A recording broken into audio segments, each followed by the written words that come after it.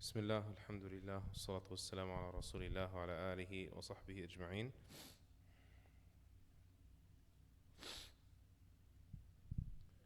So we finished the section on the virtue of Qiyamul Layl, the virtue of the night prayers. And Nawawi rahimahullah, he includes here about 8 or 9 ahadith about the virtue of praying at night in the month of Ramadan in particular. And these are the hadith that you all know, that whomever prays in Ramadan, imanan wa ihtisaban, in faith and seeking the reward, their sins are forgiven, and Laylatul Qadr in particular. And some of the hadith about seeking out Laylatul Qadr in the last 10 of Ramadan. And so we have just recently visited those hadith, and we mentioned them, of course, and we should every Ramadan. So I will just move right over to the next section where he says, Babu fadli siwaki wa khisal al-fitra. The section on the virtue of a siwak. The siwak is the toothstick or the toothbrush, but it is important to clarify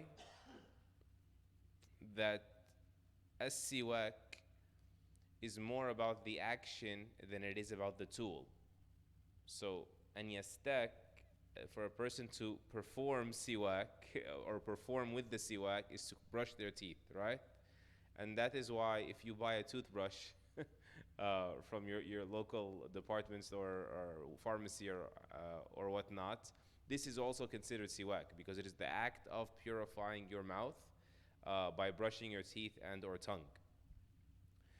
And all of the virtues of the siwak would apply even if you didn't use that particular tool that they've packaged and commercialized, and there's nothing wrong with that. Packaged and commercialized, made out of the arak plant and so on and so forth.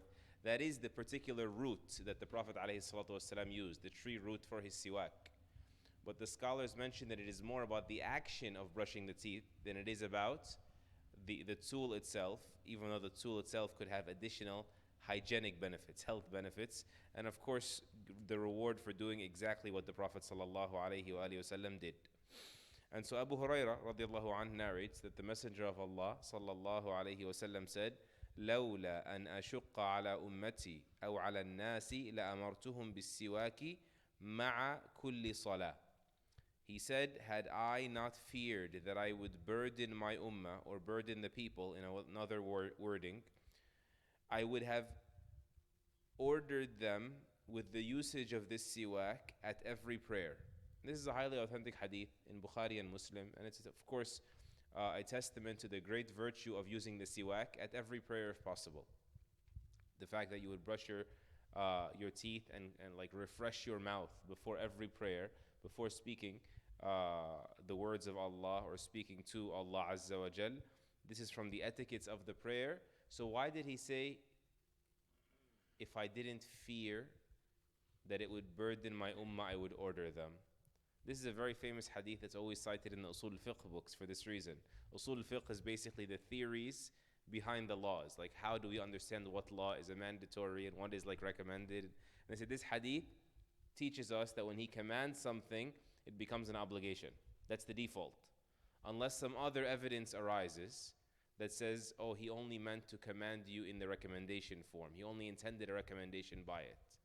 How do we know that the default, the principle, it starts at obligation when he commands you? This is one of the clear ahadith. Had I not feared it would be a burden, I would have commanded you. But in other words, if I would have commanded you, it would have been an obligation.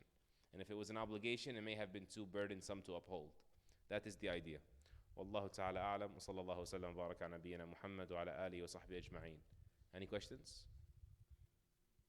Very good. Barakallahu feekum. Assalamu alaikum.